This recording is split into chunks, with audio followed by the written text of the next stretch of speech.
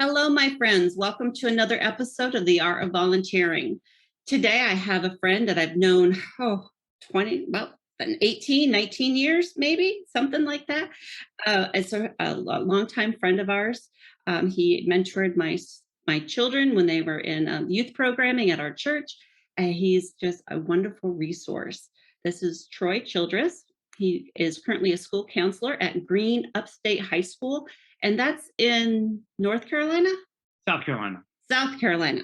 Oh, I didn't write that down. That's okay. It's one of the Carolinas. You're close enough. Close enough. A little bit about Troy. After serving in the Air Force, he began his career in youth ministries, where he spent over 20 years, both in paid and volunteering. From there, his calling continued into education, and he now serves the students and their families as a school counselor. So, welcome, Troy, and thank you for being my guest. My pleasure. My pleasure. Okay. Today, we're having a discussion about community service and volunteering, and why is it so important to to high school students as they're looking for their post-secondary education, whether it's a university, a two-year college, or even trade schools. They look at, what are they doing with their time and how are they spending it? And there's a lot of emphasis put on it, and I'll ask you a little bit about that. But can you just share from your experience, why is this so important? Why? Why? So I think from my experience, and I mean, from the military all the way into youth ministry, and even now in education, it's always been an opportunity to give back. From a young airman in the Air Force, we were always encouraged to get in the community. From the Air Force, they use it as almost like a recruitment technique or whatever it is, where you're out there in your schools. I was a firefighter, so we had our firefighting programs that we did. We went in the school. We went around with the students. We talked about fire prevention, and so when we're in uniform and we're out there meeting and interacting with the community, they saw us in a different light, I guess you could say, than just being a normal military guy. So we were able to interact on a personal level. So from the military side of things, that was our interaction, just of giving back. In the church world, you said this earlier, churches wouldn't survive without volunteers. So from my experience, I was even volunteering when I was in the military, going back doing church camps, taking a week of vacation just to do a week of camp with students. For me, that part was just fulfilling my passion of working with students. I enjoyed it. I get into paid ministry now, and I even volunteered when I was in youth ministry with FCA, Fellowship of Christian Athletes. Not paid to do that. I did that outside of church world, and then, as you know, I found a way to infuse both of them at times. I think from volunteering, from me as an adult, we have our job, we have our 9 to 5, if you will, 7 to 3, or sometimes we work 12-hour shifts. There's more to life than just the day in, day out grind. And if I can give back from a personal perspective, and help someone else in need, most of the times we're volunteering, whether it's at a soup kitchen or whether it's at a camp or things like that, there are people that need to fill those roles. And a lot of those organizations rely on the volunteering side of things. That's for me giving back to the community, if you will. It's not selfish, but it's always unique with how you feel. So you get a sense of gratification, satisfaction of knowing that I helped others. There's a lot of gratitude that people show. I used to work in a soup kitchen. We would volunteer. We take the kids a lot of times to different places like that, and people just are thankful for people that want to help others. And it feels good. It feels good to know that people recognize that and appreciate that. Even on the youth side of things, when I volunteered as an adult before I became in paid staff, those relationships that you build with students, and you get to walk with them in their lives, you do that over a course of years. You develop those relationships. I have friends on Facebook that were students that I volunteered with, as well as the paid staff kind of thing. And you walk with them in life. So there's a lot of that sense of satisfaction from that personal side of things. When I look at it from the school, so now as a school counselor, and I'm talking to students about their need to get involved, I don't always spend as much on the college application side of things. I try to hit them on the personal side first. Yeah, we're doing a college application, and they want to see your hours, that you're volunteering. But I try to reel them in a little bit on that personal piece. Go volunteer at a soup kitchen, and that's the easy one. We use that always as a reference, just because there's always, you got your Thanksgiving time frame, you've got your Christmas time frame, you got some other times of the year where they need volunteers. It's an easy one to go on a Saturday. There are a lot of other avenues that we give them as far as volunteering, Boys and Girls Club, things like that. But I try to hit home on that personal level of once they start doing it, they start feeling better about it, and they enjoy it, and they get that sense of satisfaction. And I feel like if I just dangle the carrot of, hey, you need this for a college application, a student's going to go, they're going to do the hour here or there, and they're going to check the box and move on, and not really have the right heart or mindset when they're volunteering. The win-win for a lot of our students is colleges like to see that. They want to see that you're volunteering. It hits on a different level, which I'll talk about in a second. But so if I can dangle the carrot of, you're gonna, the personal sense of satisfaction and gratification you're gonna get, as well as you're gonna do that, and you're gonna meet something that colleges want to see. It's a win-win for the students as far as that's concerned. Okay, I like that. Um, you answered a lot of my questions in that. Sorry, I want to handle that one. No, that's really good. I love it. With volunteering, that students are in high school, so they have schoolwork, they have extracurricular activities, they might have a job. Volunteering plays into that. How do you work with students to balance all that and find a happy medium? Because we don't want them stressed out and like, I have to do this. And I would think from a college point of view, they want a well-rounded student. So how do you guide them? How do you talk to that? Well, I had a freshman come in my office today, and it was pretty interesting. She sent me an email saying, "Hey, can we meet about my credits?"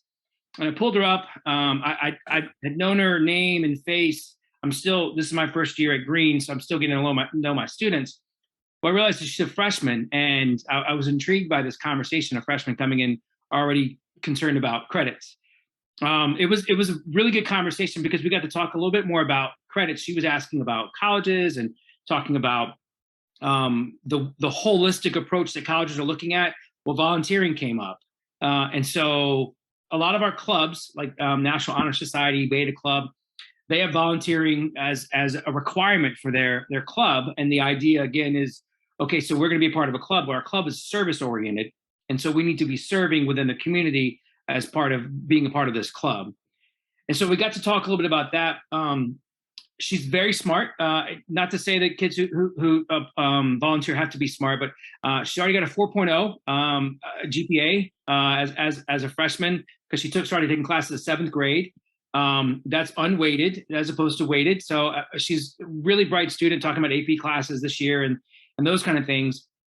And so she was doing the check box. Okay, well, I know I need to do this. I know I need to do this. I know I need to do this. And volunteering was one of the things that she added to it. She started talking about getting a job, working 8 to 10 hours a week. And next year, because she'll be 15. And so as she started listing off these things, and in fact, when she was talking, she didn't even breathe. She was kind of like, I'm talking, and then, and then she like finally got a breath. And I said, that's a lot, isn't it? And she smiled and she's, yeah, it is. I said, so let's take a step back for a second, stop checking the box, and let's look at things that we're passionate about, because you can become overwhelmed. And I even asked her, I said, what's the priority on this schedule? And she took a second to think about it, and she kind of, oh, my grades. I said, exactly. I said, so we can put a lot on our plate, but we need to make sure that school comes first, and we find a way to balance all that. And I know we put so much pressure, or students, or someone in the mix is putting pressure on students to like stack the box on all the things that they're doing. All right, so take all the APs you can take, take all the honors classes you can take, get a part-time job, play sports, be involved in extracurricular activities, volunteer. Maybe you can help out around the neighborhood, or we just start checking all these things, and students become overwhelmed. And I have them step back and look at, so what are we passionate about? Mhm. Don't do things just to check the box and say, well, I was a part of this club or I did that. Um, Granted, here again, we're looking at the holistic side of things, but a college, and this is just from my interaction with admission reps and those kind of things. So if you're involved in one or two clubs, you have an extracurricular activities and you're volunteering on this, and they all kind of fit your passion and what your interest is. That's far more impactful in your college application than having 20,000 things that you're doing, and your list is so long, but it's an hour here, 30 minutes there, as opposed to I volunteer at Boys and Girls Club because I want to be a teacher and I'm passionate about working with students. So I spend 5 hours a week volunteering at the Boys and Girls Club. Just having them prioritize those things so that they don't become overwhelmed, because it's very easy to do that. There's some students who need to work, and I've had a lot of reps talk about, they can't always get the volunteer hours in because they need to work, and they understand that part of it, and that's a priority as well. But still trying to find a way to get involved and interact. So if they can only volunteer 1 hour a week, 1 hour every 2 weeks, but it's intentional in what they're doing, uh, that stands out far more than anything else, and that's based off of just the conversations we've had with reps and students, and just making sure that they understand the why and what they're doing. I like that. I wish I had had that guidance when I was in school. You and me both. You and me both. Do you see like the students who decide to be with the Boys and Girls Club because they want to be a teacher, and they're aligning their time so everything's aligning up with their passions and their direction in life? Do you see the benefits of that beyond high school, beyond college? Do you think they take something from that carries with them, like that spirit of giving back, like continuing that? Do you see that? So I do, and I'll use myself as an example. In high school, we had an opportunity with church camp. So as a high school student, I could go back and volunteer for the younger age groups at camp, or even in church, you could volunteer in children's church or those kind of things. And even at Pascagoula Bible Church, we had a lot of our students who went to camp as a volunteer of the summer, of the weeks that they had younger kids. That's what started my whole journey into what I'm doing now as far as working with students. I didn't realize that. At 16 years old, for me, it was a fun week at camp working with students. I enjoyed it. I had friends that went to camp with me. And so it was fun to me. And I enjoyed that whole time that I was doing that. Well, I did it at, 15, 16, 17, 18, 21. I'm still in the military going back. And here I am, 3 or 4 years later, now stepping into a paid role as a youth pastor because of that journey that I took as a teenager working with students. So yeah, I think for a lot of students, the volunteer piece as well. So for a lot of kids who don't know what they want to do, they don't know what, I Mhm. mean, and at 16, 17, 18, at 25, a lot of people still don't know what they want to do. So if they're volunteering, it gives them that touch point Right. of is this something I'm passionate about or not? And many people tend to move forward with that and do it for years to come because they enjoy it. That doesn't mean that if someone volunteers with the Boys and Girls Club, that they're going to work with children the rest of their life, Right. but they might continue as an adult volunteering because of that passion and what they've enjoyed doing, and that drives their giving side of things, if you will. Okay. I do, just speaking like not knowing what they want to do and volunteering for that.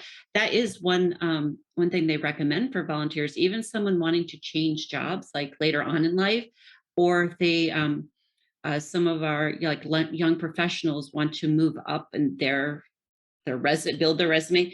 Mhm. They will look for volunteer opportunities in like they might be in finance, but they need to have fundraising experience, like the actual earning of it.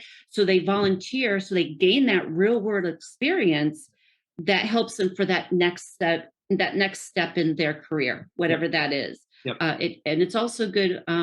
I hear of people who may have lost their job, like during the pandemic. They found ways to volunteer to keep their skills up, Mhm. to give them purpose. Like there's so many things that come out of it, and to instill that at a high school or even middle high Yeah. age. It's Yeah. so important. If you actually have even younger than that, families who you use the example of the soup kitchen, like they go as a family. So they're learning at a very young age that we give back. We do this just because that's who we are. It's such an example for the future.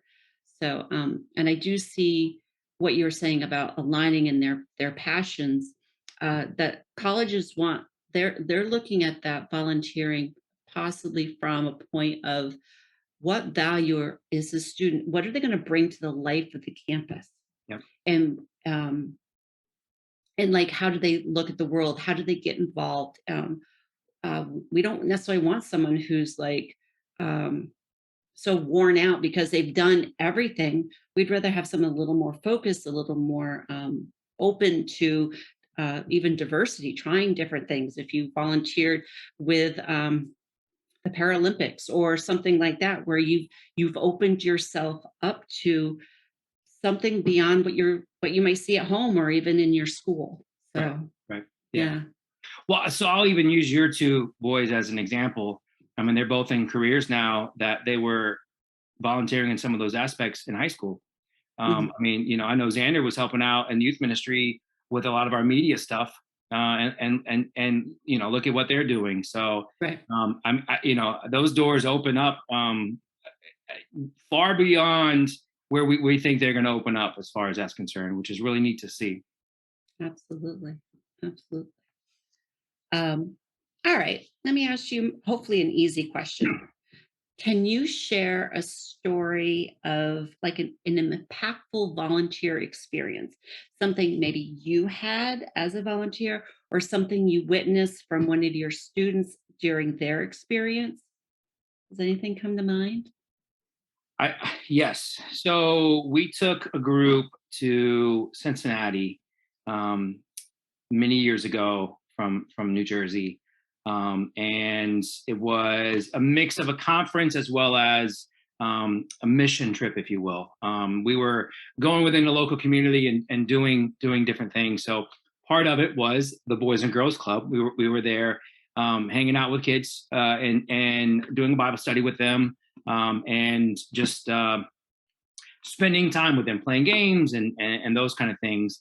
And then so we had, I think, 3 or 4 groups. So we had different tasks that we did throughout the week. And so the students would either be at the Boys and Girls Club, or they would be doing some work, so doing some construction stuff, or doing some food stuff at a food pantry. So they kind of rotated around. The week at the end of the week for the students, uh, and you would think that just the volunteering with the kids would be the most impactful one. And some of the students surprised me. Man, I had fun working with my hands and getting dirty and building a fence and doing those kind of things. From the the food bank. I think it was a food bank that we were working at. From that side of it, the kids talked about giving bags of food to people who were in need. And at the end of that week, we talk about how the week was, and I get the students to kind of share back. There was not one student that week that didn't have anything impactful to say. I remember this trip very, very distinctly because it was my first trip after Russell was born, and so I was not in the right state of mind. In fact, I was kind of a little disconnected. And we get to the end of the week, and everybody's teary eyed. Everybody, is just they were touched by what we did that week, and those students all stepped out of their comfort zone and learned of how important it is to step out of the normal life that we live and give back a little bit. So that's one of the ones I see pictures sometimes on Facebook, and it just kind of sparks a little piece of my heart of reminding me of that trip, which was really cool. That's awesome. Was that the trip that had potatoes? Something they had to, was there a trip that they picked potatoes or sorted potatoes or something? Was that one? Maybe. I heard stories about something like that. I could be on the wrong trip. No, I think that was it. Yes, ma'am. Very good. All right, I have another question for you. Okay. Can you share a blooper, something that didn't go right, but either you learn from it or the student learned from it, just from a volunteer experience, like just anything. So I'm going to use myself as an example in this one. The other one was about the kids. This one was about me. Moved down to South Carolina, and years in youth ministry. I decided, okay, I'm going to jump back in and volunteer at a church.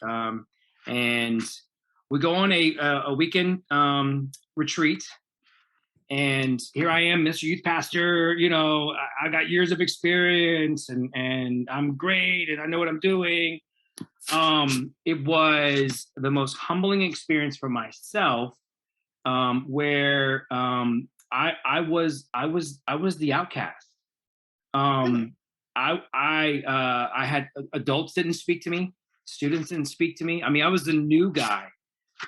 It was disheartening at times, but very discouraging as well. And I think for me, it was a huge learning experience.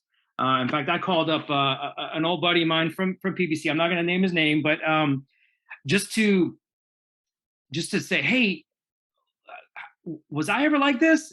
Just because I've always been intentional, especially with volunteers, of making sure they get engaged. And here I am, the first time in a while where I'm the volunteer in youth ministry as opposed to the youth pastor.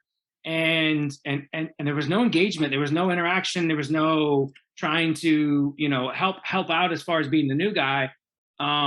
So for me, while on one hand it was a blow to my ego of like, oh my gosh, like I'm not cool anymore. I mean, I kind of thinking about like, gosh, I'm the old guy or whatever. I mean, I wasn't the oldest guy there, but that's fine.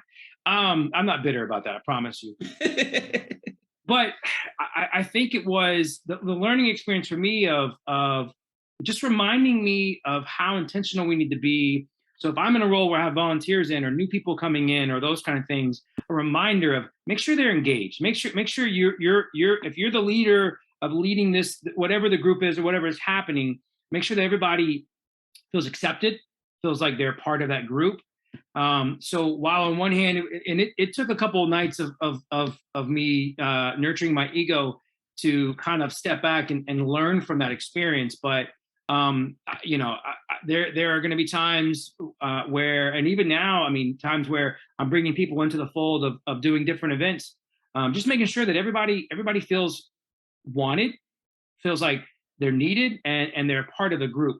Everybody has a role. Everybody has a role within whatever we're doing in the volunteer side of things, or in the organization. But just making sure that everybody feels heard and that they're a part of it. So that was a big learning curve for me. But I'm better now because of it, because I think I have a newer sense of understanding of what it's like to be on the other side.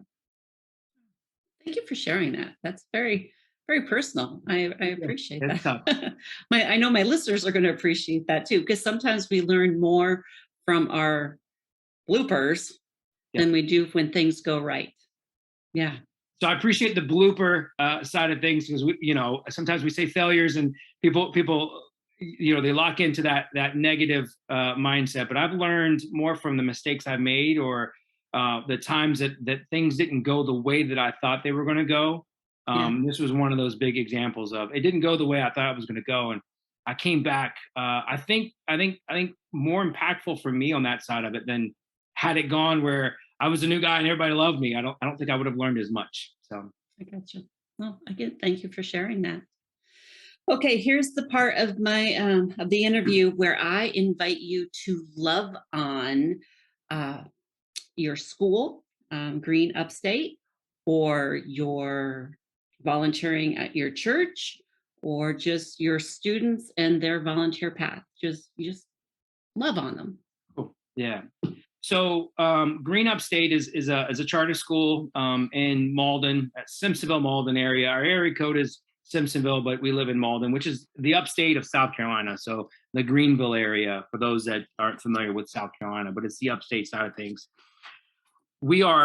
So the school was part of, they had a middle school and a high school, and they were combined together in the same building, and we split off. So we are a new school in the sense of we're our own school now.